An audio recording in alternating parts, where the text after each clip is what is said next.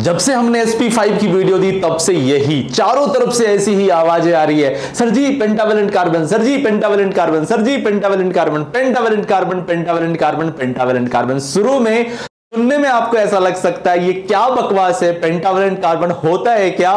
तो इसी को एक्सप्लोर करेंगे, समझेंगे छोटी सी वीडियो में क्या है pentavalent carbon. Let's start.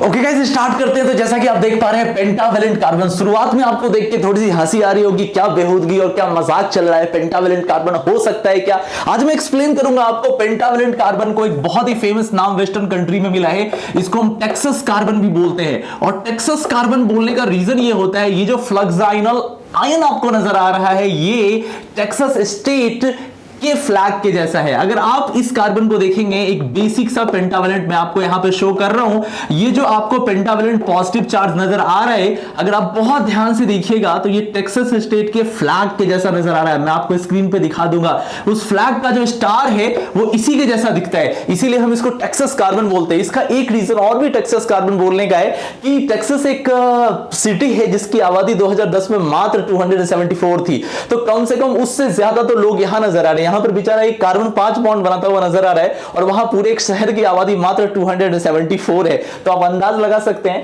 Texas बोलने का रीजन क्या है। एक तो ये फ्लैग के जैसा है और दूसरा टेक्सास सिटी के जैसे। थोड़ी सी यहां पर एक हल्की सी फन फैक्ट के तौर पे भी इसको प्रेजेंट किया जाता है, इसे इसको टेक्सास कार्बन भी बोलते हैं। तो पेंटावैलेंट कार्बन आपको समझ में आ गया। अच्छा, अब ध्यान से देखिए गाइस, सबसे पहली चीज तो आपको यह समझनी है कि ये कोई हाइपोथेटिकल चीज नहीं है, ऐसा सचमुच में होता है। और इसको सबसे पहले फॉर्म किया गया था 1950 में और इसके बॉन्डिंग को सबसे पहले एक्सप्लेन किया गया था 1972 में। और जो साइंटिस्ट थे उनका नाम था जॉर्ज एंड्रयू ओला। जॉर्ज एंड्रयू ओला ने इसको सबसे पहले एक्सप्लेन किया था। अब आपको मैं बता देता हूं कि पेंटावैलेंट कार्बन का फॉर्मेशन कैसे होता है। तो सबसे जो गाइस स्मॉलेस्ट आयन है इसको बोला जाता है मिथेनियम आयन। क्या बोला जाता है? मिथेनियम आयन बोला जाता है। और हम इसको रिप्रेजेंट करते हैं CH5 पॉजिटिव से। मैं इसके बारे में सारी आपको जानकारी दे देता हूं। देखो गाइस, सबसे पहले तो आपको यह समझना है कि अगर आप इसको पहली नजर में देख रहे हो और अगर आप यह सोच रहे हो कि यह कुछ ऐसा है CH4 और यहां पे टोटल मिला के 10 इलेक्ट्रॉन नजर आ रहे हैं, तो आप बिल्कुल गलत सोच रहे हो। 2 4 6 8 10, यहां पे 10 इलेक्ट्रॉन बिल्कुल भी नहीं है मेरे भाई, यहां पर 8 इलेक्ट्रॉन ही है। बट आपको बॉन्डिंग थोड़ी सी इसकी समझनी होगी, तो मैं आपको एक्सप्लेन कर देता हूं। गाइस, ये इतना कमाल का मॉलिक्यूल है कि 4 केल्विन पे, आप समझ रहे हो, 4 केल्विन पे मतलब लगभग में -270 डिग्री सी पर भी गाइस यहां पर बेरी रोटेशन देखने को मिलता है। अभी बोलोगे यहां सर बेरी रोटेशन कैसे आ गया? मैं दिखाता हूं। मात्र 4 केल्विन पे जब बात चली है तो बड़ी दूर तक जाएगी। IIT एक्सप्लेन्स पे आए हो तो कुछ सीख के जाओगे। देखना यहां पे गाइस क्या होता है, कैसे बोला जाता है तो ये बिल्कुल वैसा ही आप ट्राइगोनल प्लेनर जैसा देखते हैं CH4 पॉजिटिव को। समझने की जरा कोशिश करें, है तो बिल्कुल ये CH3 पॉजिटिव ही, लेकिन गाइस यहां पर ये हाइड्रोजन के साथ कनेक्ट हो रहा है। आप समझ जाइए कि इस हाइड्रोजन के 2 इलेक्ट्रॉन का इंटरेक्शन इसके वेकेंट ऑर्बिटल के साथ हुआ है, इसीलिए गाइस ये आपको ऐसा नजर आता है। कैसा? यहां से हाइड्रोजन है, हाइड्रोजन है, हाइड्रोजन है। और गाइस ये इस तरीके से हाइड्रोजन जो है ये कनेक्ट होते हैं और बार बार छूटते रहते हैं काफी तेजी के साथ। मतलब मात्र अगर हम 4 केल्विन पे भी बात करें तो इसके हाइड्रोजन लगते और हटते रहते हैं गाइस। बेरी रोटेशन या बेरी मैकेनिज्म 4 केल्विन पे भी काम करती है। मतलब गाइस, अब मैं आपको एक्सप्लेन करूंगा इस डायग्राम में। अगर आप मान लीजिए कि ये 3 के 3 बॉन्ड एक जैसे हैं, ये जो बॉन्ड आपको नजर आ रहे हैं ये 2 सेंटर 2 इलेक्ट्रॉन बॉन्ड है। कैसे बॉन्ड है?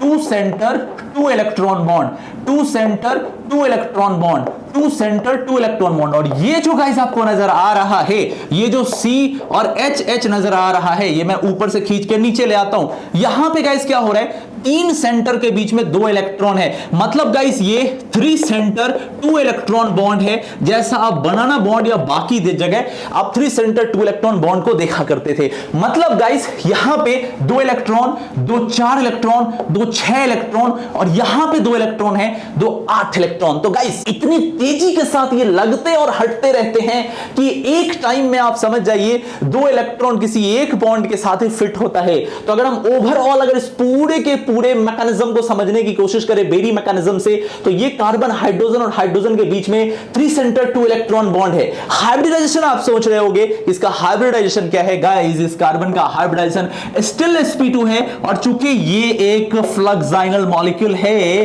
तो इसी वजह से गाइस इसकी कोई फिक्स शेप नहीं होती है, इसके बारे में ज्यादा कमेंट नहीं किया जा सकता है क्योंकि ऑर्डिनरी कंडीशंस में ये एग्जिस्ट नहीं करता है, बहुत ही नेगेटिव टेंपरेचर पे आता है। आप बोलोगे बनता कैसे है, वो भी दिखा देता हूं गाइस। अगर तुम HSBF6 का रिएक्शन CH4 के साथ कराओगे, ये फ्लोरो एंटीमोनिक एसिड है, one of the very very powerful acid known. इसके साथ जब आप मीथेन को रिएक्ट कराओगे ना तो ये बनेगा CH4 पॉजिटिव और यहां से SBF6 नेगेटिव बनेगा। ये लीजिए आपके पास पेंटावेलेंट कार्बन बन गया ना पेंटावेलेंट कार्बन।